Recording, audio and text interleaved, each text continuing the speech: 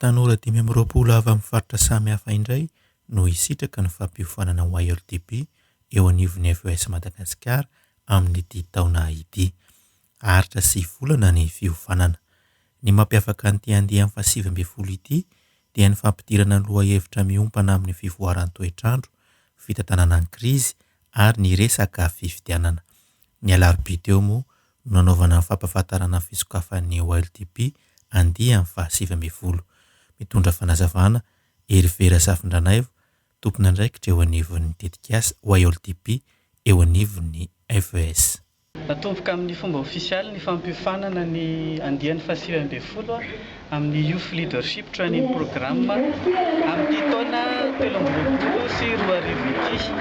Tanora 5 avy amin'ny faritra maro manerana ny Madagasikara, avy amin'ny toerana ampiasana samihafa, avy amin'ny toeram-pikatroana samihafa no hisitraka izany mandritra ny 9 volana. Ny fiofanana natao dia mizara roa lehibe. Eo ny fiofanana amin'ny haitondra na hoe ny haitarika na ny hoe leadership, dia ny tapany faharoa dia ny fiofanana amin'ny karazana lohahevitra maro manodidina ny politika sy ny fitantanana eto amin'ny fiainam-pirenena.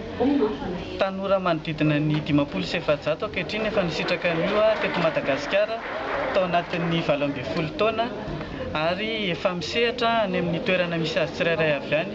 Ao ny olom-boafidy, ao ny olom-boatendry eo amin'ny firenena, ao ny mpitarika fikambanana na rafitra tsy miankina, ao ny miany amin'ny parti politika, any amin'ny antoko politika samihafa any, efa mampiatra azy.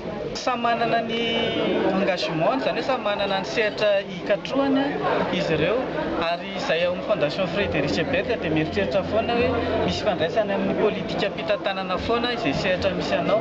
Eny fa na dia any amin'ny sehatra tsy miankina ara no misy ny mpikatroka, ka ireo 500 ireo dia tafiditra tanteraka ao anatin'izay engagement izay.